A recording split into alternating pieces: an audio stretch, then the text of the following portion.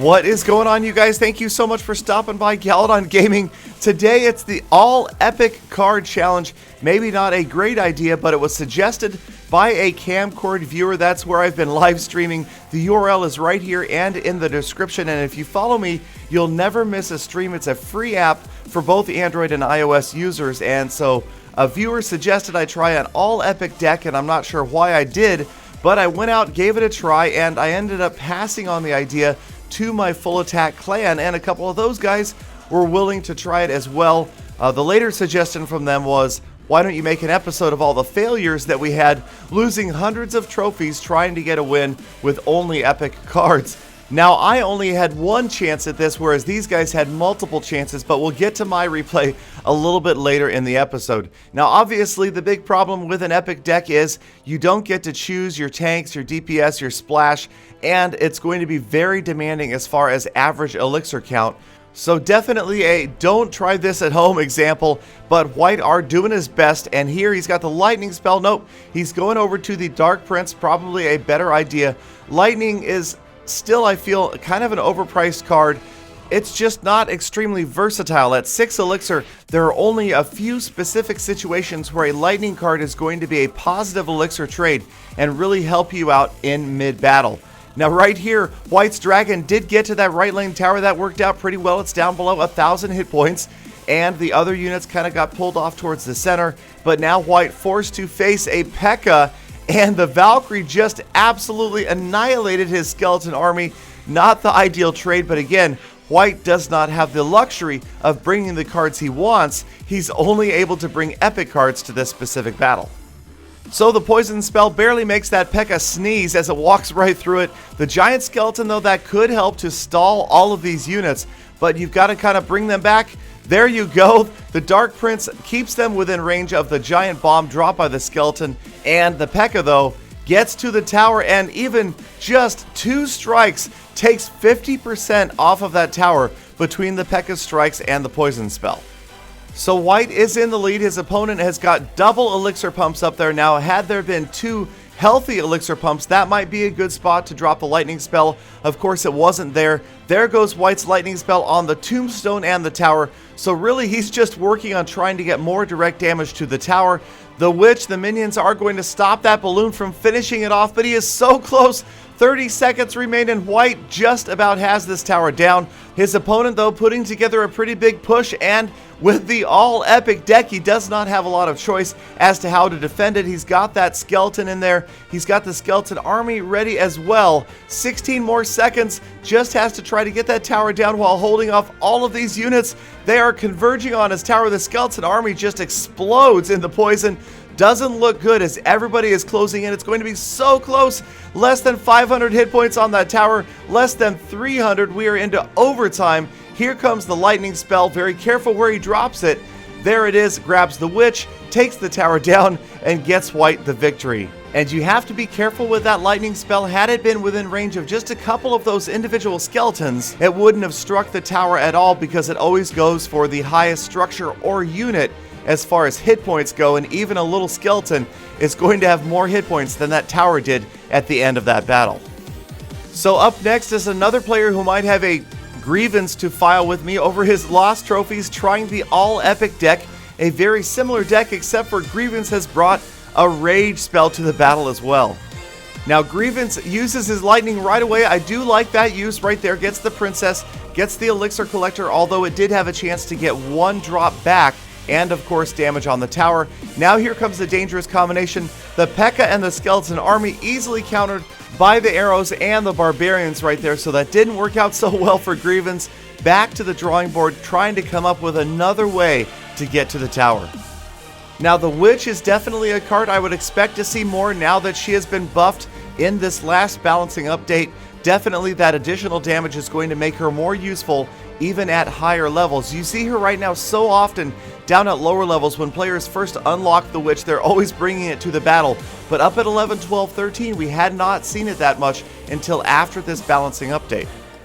So again, Grievance not able to get through, and it doesn't look good right now. He's lost about 1,000 more hit points off of his tower than his opponent. So having early struggles trying to get that all-epic deck to work saving up. It looks like he's going to drop the P.E.K.K.A, and I would imagine try to stack some other units at the river alongside that P.E.K.K.A. Nope, he's considering going over to the lightning right now, and does. Now he does manage to grab the left tower again, and that was due to a mistake by his opponent not placing that elixir collector far enough away.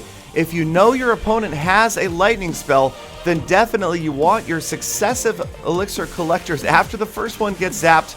You want it out of range of the tower that your opponent is going after. That was a mistake. Gives Grievance a few extra 100 hit points on that tower, on his way hopefully to victory. Now Grievance's P.E.K.K.A is getting pushed around, but that's okay. She doesn't take a lot of damage. The giant goes down, and now the units can move forward through those barbarians, and maybe here comes the push. You've got the dragon, the P.E.K.K.A, the witch. He throws in a dark prince as well, and here they come. That giant is not going to last long with a mess of units. Another P.E.K.K.A. Grievance with double P.E.K.K.As pushing for this tower in the last 30 seconds. Does not look good for his opponent. With the lightning spell to boot, there goes the tower, and a 1 crown lead late in this battle for Grievance. Suddenly things looking good. Often, especially with a P.E.K.K.A card, it only takes a single push to get a tower down, and that's exactly what we saw here. Grievance finally gets through with the double P.E.K.K.A power.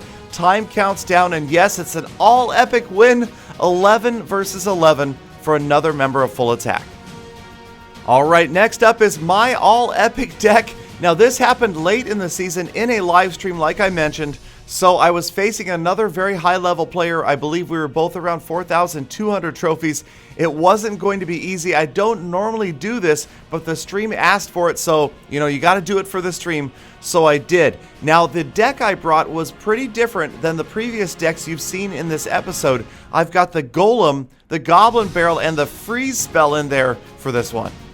Now, I'd like to be able to tell you that I had a master plan for this, and this was my specific deck that I do for all epic cards, but no, I grabbed a bunch of epics and went into battle and hoped for the best.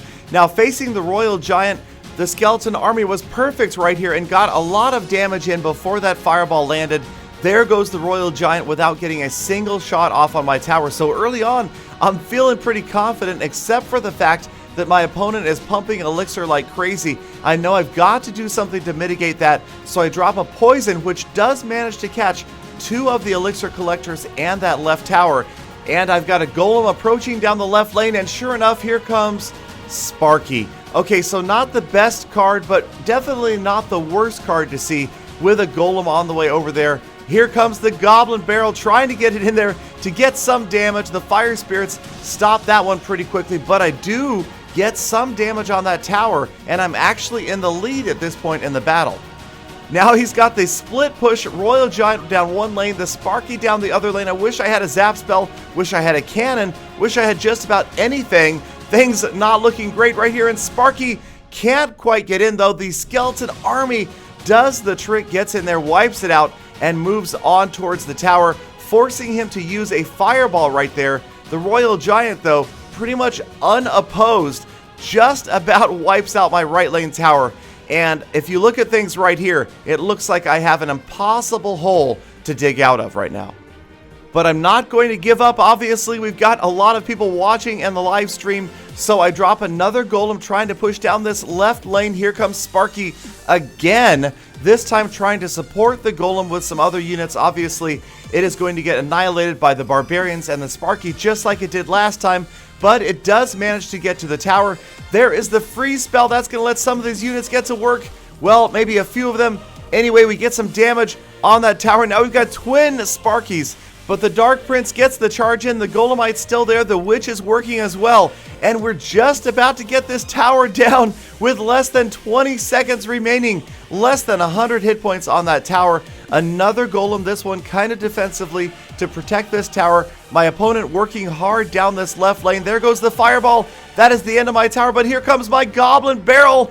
And sure enough, with 3 seconds left, they get the job done, tying it up 1 crown apiece, and we go into overtime. And now it looks a lot closer than it was because both of these towers have a lot of hit points on them. 50 seconds remain in overtime. I had to work hard to stop that left lane push, so I don't have any units going down that right lane at all. And his tower, well, it is still untouched. but I'm coming down the left lane, and I have to admit it, at this point, I'm just playing for a tie. I'm just trying to keep him from taking this tower down. I know he's got that Royal Giant coming down the middle, just like that. We saw that coming a mile away, but we've got the Skeleton Army, a great card for countering the Royal Giant. In the meantime, here comes half of it down the left lane. Here comes the Poison Spell. The Golem gets to the tower. Goblin Barrel on top of the Golem, on top of the Poison Spell with the Skeletons and the Witch, and sure enough, all that damage is going to take its toll as time counts down. In overtime, I am going to grab the 3-crown win right there with 1 second left. Such an epic victory, unbelievable, done live streaming. I just about lost it when that happened. Couldn't believe that I 3-crowned a level 13 player with an all-epic deck. So although it does work out sometimes, I definitely would not recommend trying this at home. All epic cards, definitely not going to win a lot of battles. But I hope you guys enjoyed it. Hope you guys can stop by a live stream, subscribe for daily Clash content, hit that thumbs up button. Thank you again for your time, and I hope to see you all back here again tomorrow for more full attacks.